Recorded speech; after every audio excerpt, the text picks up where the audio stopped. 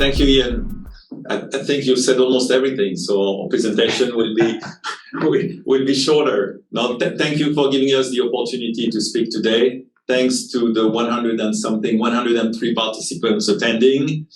I'm here in London together with Andrew, our interim CFO, and we're going to talk about a couple of things. So the first one, we're going to tell you who we are. As Ian said, we are a cybersecurity company specialized in DDoS protection. That's one. We're going to tell you what we have been announcing this week, which is our half-year 2022 results. We'll give you an update on the strategy and how we are progressing against our enhanced strategy, which is a strategy we started to implement about 2 years ago. And then we'll give you, we'll say a few words about the outlook and the future. And very happy to take questions, obviously, as they come. So maybe I will start first with explaining who we are. And I know that Ian has said a few words about us. So we are Corero Network Security, specialized in DDoS protection. We're a cybersecurity company. We're listed on the London Stock Exchange. Our headquarters are here in London, but we have also offices in Boston, where we have operations, CTO, IT, marketing, and a number of salespeople. And then we have an office as well in Edinburgh, where we mostly have the R&D. We are, as Ian mentioned, we are specialized in DDoS protection. And in particular, we specialize in DDoS protection on-prem, as opposed to DDoS protection on the cloud.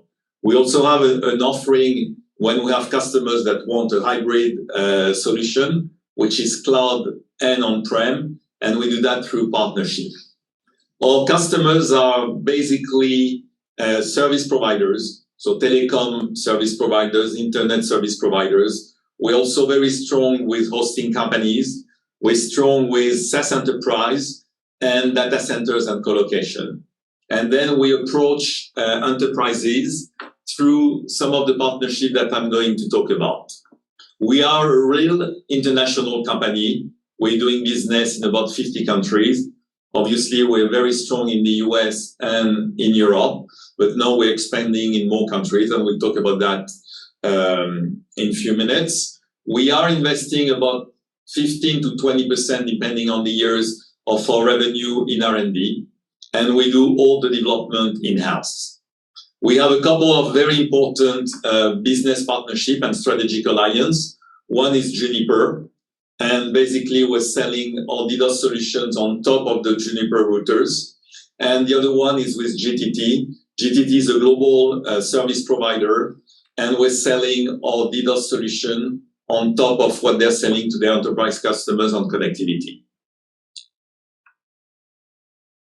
If I was to summarize the investment opportunity, so the first thing is we are operating on a very large market. The market is roughly $1.5 billion. It's growing at a pace of 15%. And obviously, this market is very much boosted by what's going on in terms of, telecommunication infrastructure, architecture like IoT and 5G.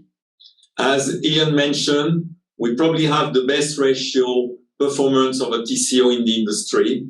And we have a number of very strong differentiators. One of them being that we detect and mitigate attacks very quickly. The other one being that we do that automatically. So we don't need a huge amount of people to operate our system. And the third one is that we are 100% specialized on DDoS.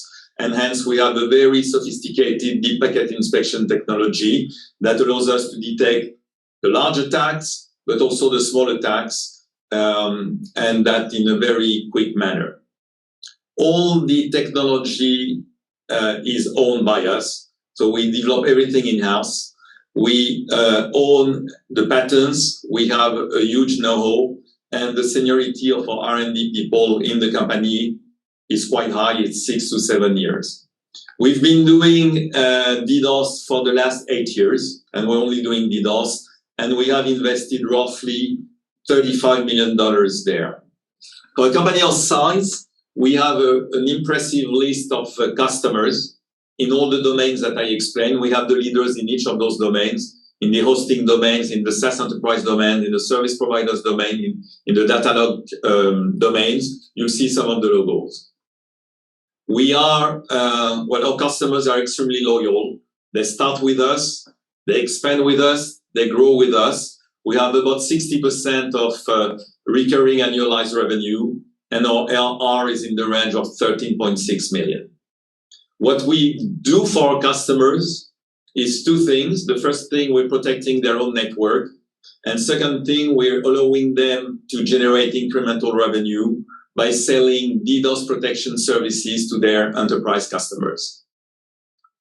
We are providing a worldwide support. We have customers on 6 continents. We have customers that are as far as Australia. And we do that 24/7 by 365.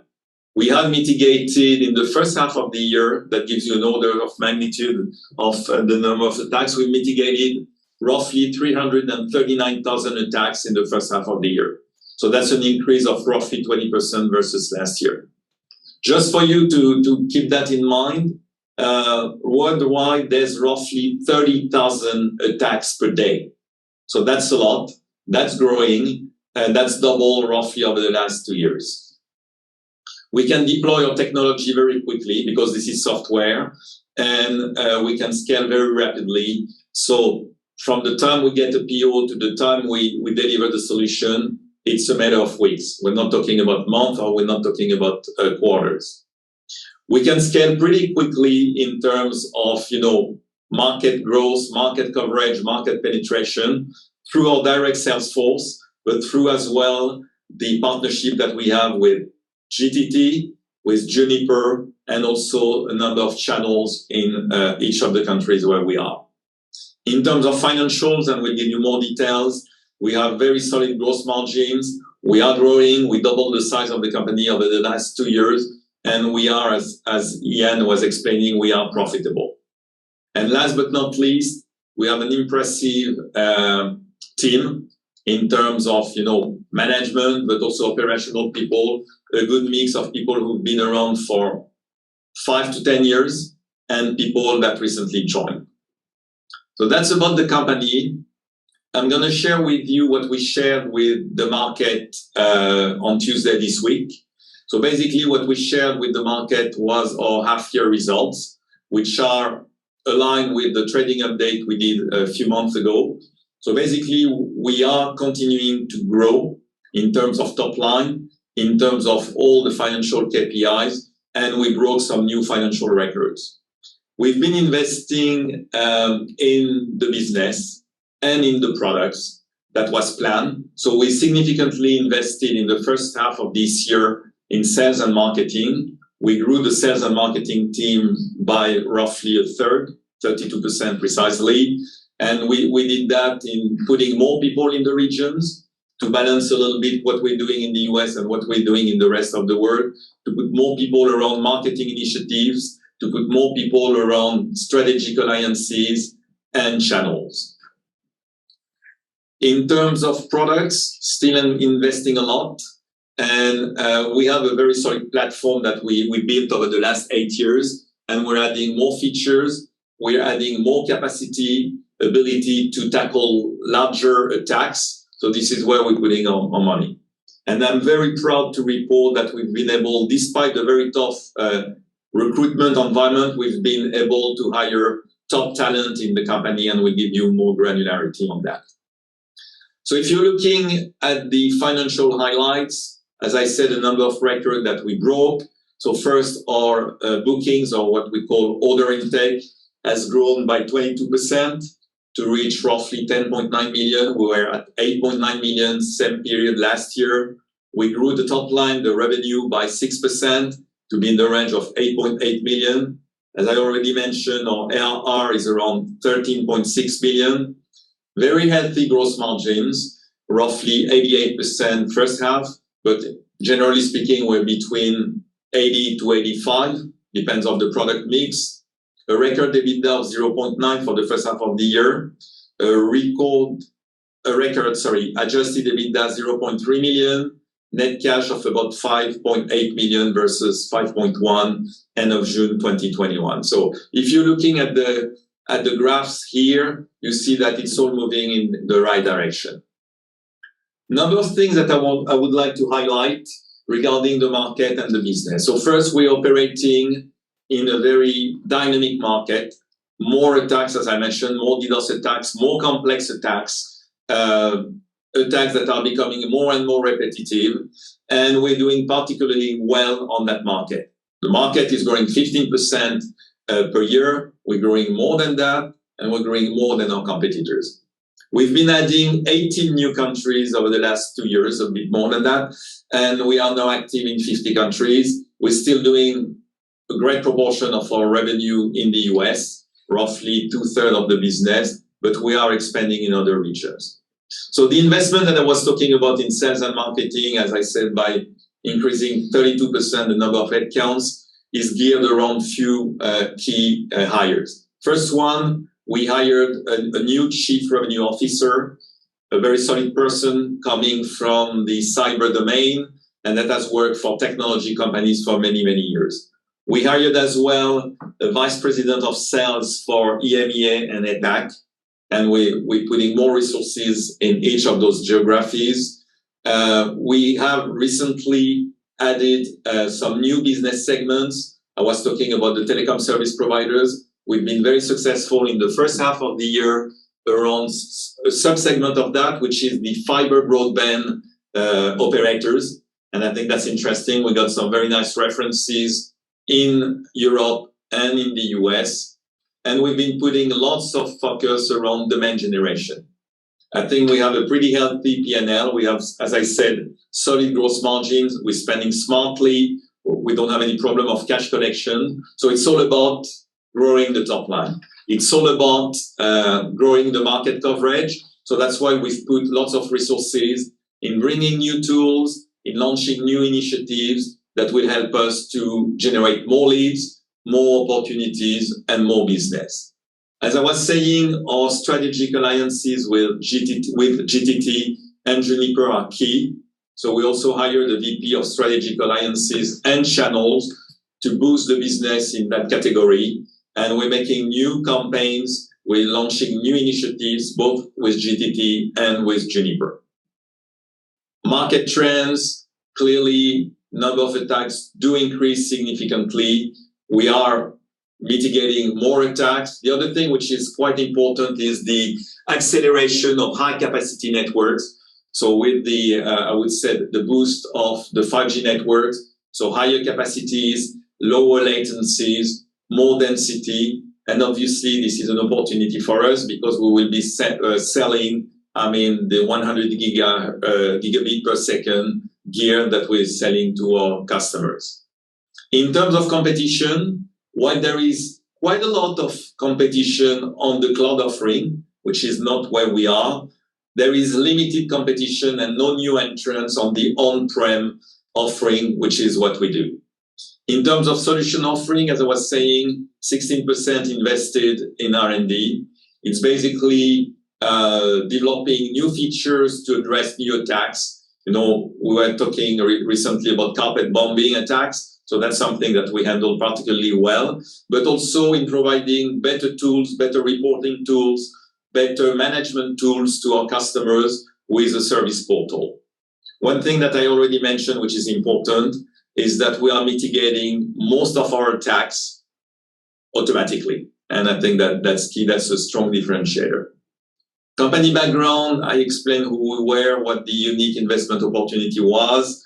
That's the market. I gave the high-level numbers, 1.5 billion, which is the TAM. And if we're looking at our sweet spot, which are the segments that I described, it's 700 million. So you can easily see that the company that does 20 million on the market that is 700 million can grow significantly. In terms of business model, we have several types of solution. So we have a solution that we sell directly to our customers, which is called TDS. We have a solution that we sell through Juniper, which is a DDoS protection feature that you're adding on their routers. We have something that is hybrid in partnership with New Star. And then we have a whole range of services that we are adding on top of that. Pre-sale services, installation, deployment services, and post-sale services and managed services. In terms of go-to-market channels, direct approach to customers, indirect approach using channels, which are, local resellers, which are distributors, and then the strategic alliances partners that I mentioned, GTT and Juniper. Customer segment I talked about. And then in terms of, source of revenue, we have obviously CapEx source of revenues, which are appliance and perpetual licenses. We have term licenses type of revenue. We're also selling DDoS as a service. We have a revenue share model where basically we're sharing the profit or the revenue with our partners, including GTT, and obviously support and services that could be pre-sales, but also all the maintenance and support. So that's a snapshot of the segments that we are addressing, the ones that I mentioned. Also, it shows where we have presence. We are now deployed in six continents. We are protecting either directly or through the partnerships that we have. We are protecting thousands of organizations, from small organizations to very large organizations, to some of the governmental bodies and things like that. We are in 50 countries, as I mentioned. And the thing which is very important here is that when we start with a customer, we grow with that customer. So the level of renewals, obviously, in terms of support and maintenance is very high, but also the progression in terms of, increasing the business size that we do with customers is also very important. People start with us with the first purchase order, and normally they expand with us significantly. So we have few customers that are multi-million-dollar customers. You see here some of the logos. I won't go into the details for all of them, but for instance, DataBank is one of the largest data center company, international company. We're working with them at the international level. You see some of the hosting companies like DigitalOcean and Liquid Web, A2 Hosting. You see some of the service providers like PlusNet, for instance. We work quite a lot with the education segment. So that's one of the logos that we have. We recently added one service provider in Australia that is specialized in providing connectivity for the gaming industry. And then First Light is one of the example of the segment I was mentioning, which is fiber broadband operators. So quite an impressive list. Obviously, we have many more than that. So that's basically about the company, what we announced in the first half of the year 2022. And now I will hand over to our interim CFO, Andrew, who's going to take you through the financials. Thank you, Lionel. So you can see from this particular slide, Lionel has already summarized that. The key messages, our key metrics are all moving in the right direction, up on the prior full year and up on the prior comparable period. We'll move to the next slide, Lionel. So on the income statement, a couple of things to highlight. Obviously, the revenue growth, which we've enjoyed. At a gross profit level, our gross profit remains very strong. Our gross margins for the half year we're up at 88% compared to 84% in the comparative period. A slight increase in margins, mainly due to a mix effect. So as Lionel explained, we have a number of different methods and ways we sell to our customers, and that mix can sometimes have an impact on the gross margins. So I think that the key takeaway on margins is we're very comfortable with our margins in the mid-80s, and we think that that's very sustainable. Ostensibly, it shows we're a software company. On the operating expenses, you'll see on the face of it, it looks like our operating expenses have decreased from just under 8.4 million in the prior period to 7.7 million, when in fact we've been investing. So we've invested 1.1 million in the period, but that investment has been, and that's planned investment, has been masked by some foreign exchange gains, which we've realised, some realised, some unrealised in the first 6 months of the year. The unrealised portion relates to an intercompany loan, which is part of the sort of financing structure of the company. So message is we're investing predominantly in sales and marketing to build our sales and marketing team to deliver increased revenue growth, which is the key focus for us. So as we deliver revenue growth with 80+% margins, the majority of that drops to the bottom line. So that's our key focus really is on the revenue growth. And you'll see our EBITDA remains strong, and we're obviously focused on growing that with a balance of investment to grow our top line and maintaining our profitability. On the cash flow, we generated cash from operations. We had an outflow in terms of our cash, mainly related to financing activities.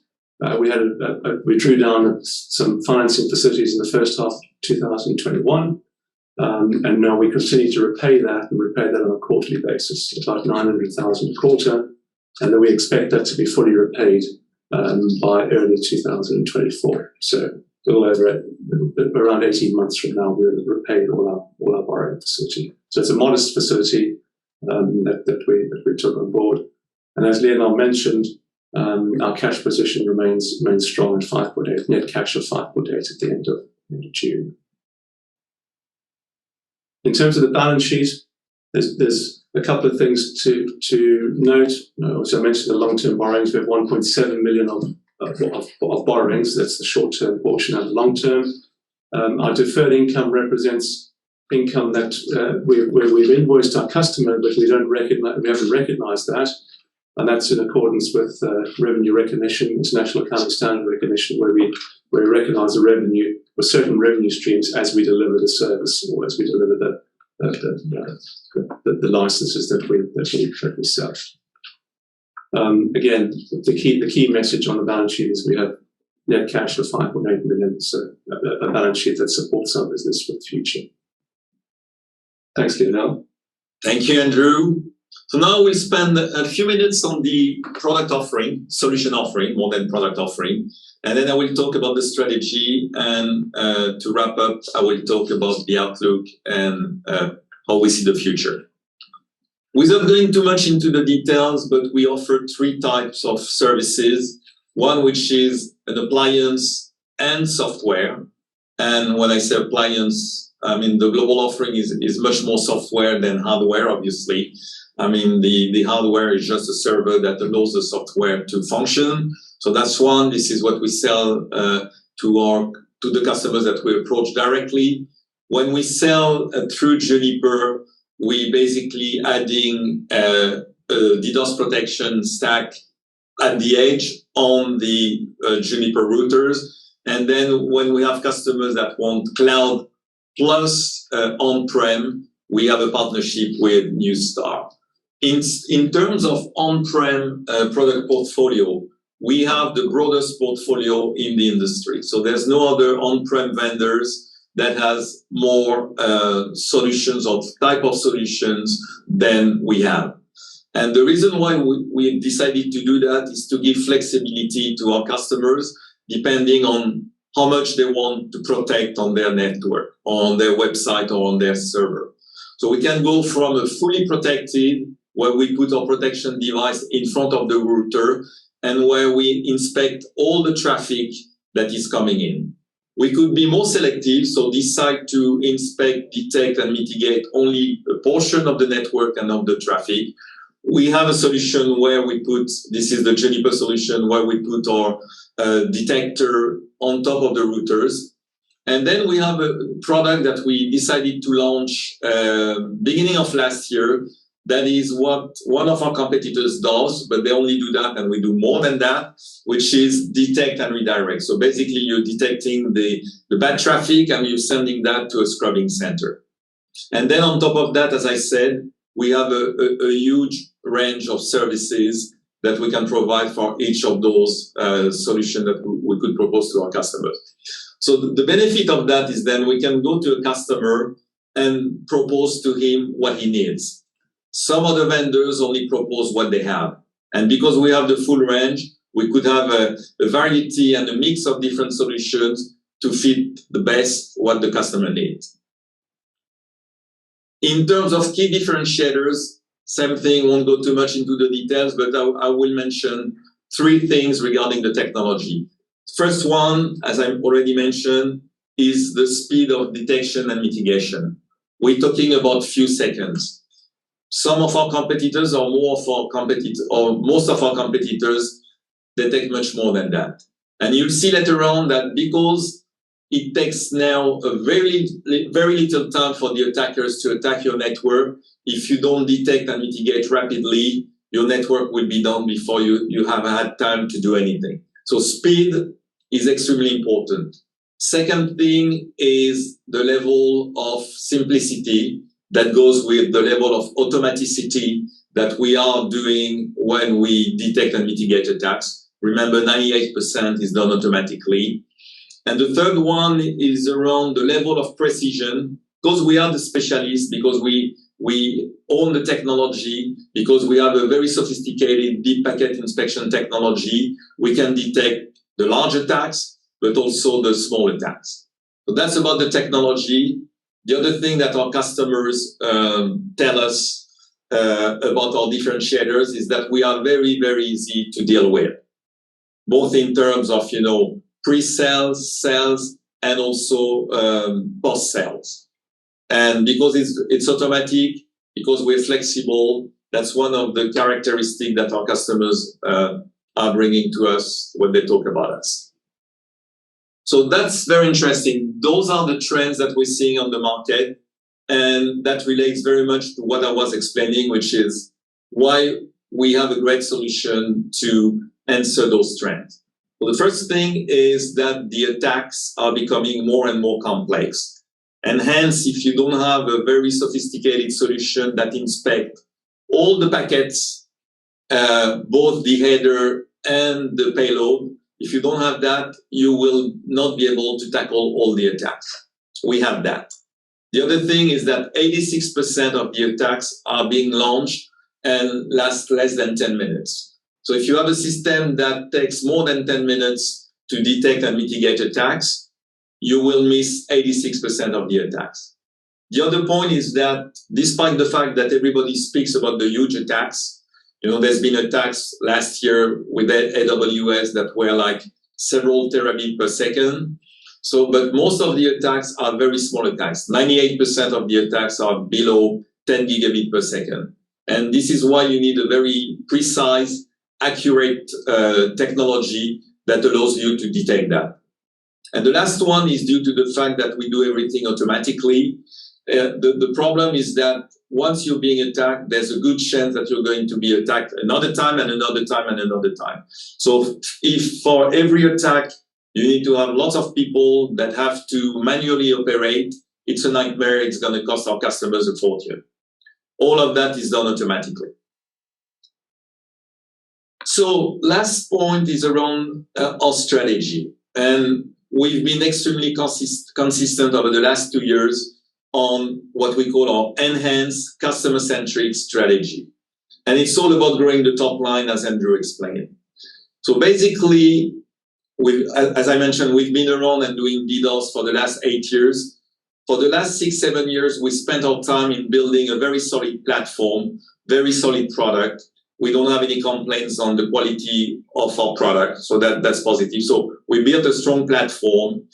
We hired the best experts in the industry, and then we generated a number of customers, or we acquired a number of customers that are buying from us, growing with us, and that are still, our large customers. So we've done that for the last 6 to 8 years.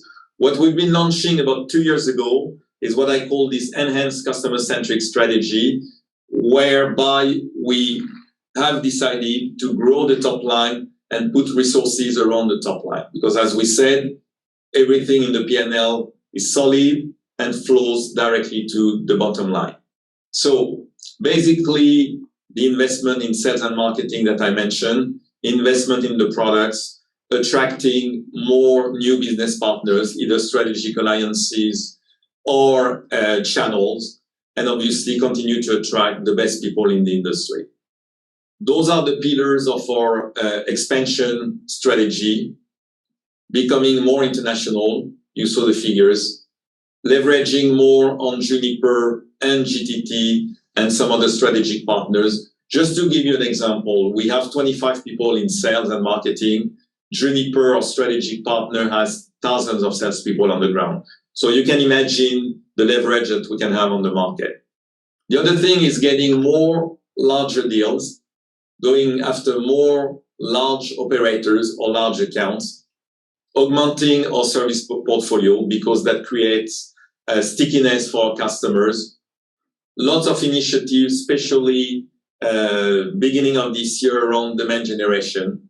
So using our database in a smarter manner, doing more programs, very focused program per customer segment or sub-segment, and continue to invest in R&D to increase our technological and innovation leadership. So that's basically about us, about our performance, about our strategy. Few words about, as a summary, and about the future. So first, we've been performing consistently over the last 2 years, more than doubling the size of the business. H1 in 2022 is also a very strong half year. We became profitable, as Andrew mentioned. So we've delivered according to the market guidance or better than the market guidance. In terms of outlook, few things I would like to say. First thing is that we are operating on a very dynamic market. More attacks, more complex attacks, smarter attackers, and more. We are growing better than the market, as I said, better than our competitors, and that's important. That's due to the competitiveness of our product offering and the effectiveness of our go-to-market channels. We expect the market to remain very strong. We expect the market that because of the increased number of attacks, demand for cybersecurity will be high. If I'm looking now at the second part of the year, based on what I've mentioned in terms of stronger teams, more people, higher profiles, a very strong ARR, also a strong pipeline, we feel confident that we're going to meet our market expectation for the full year. And then, based on what I described, we are also optimistic. We are also confident looking at the medium and long term because we've built all those pillars for growth with solid team and solid technology.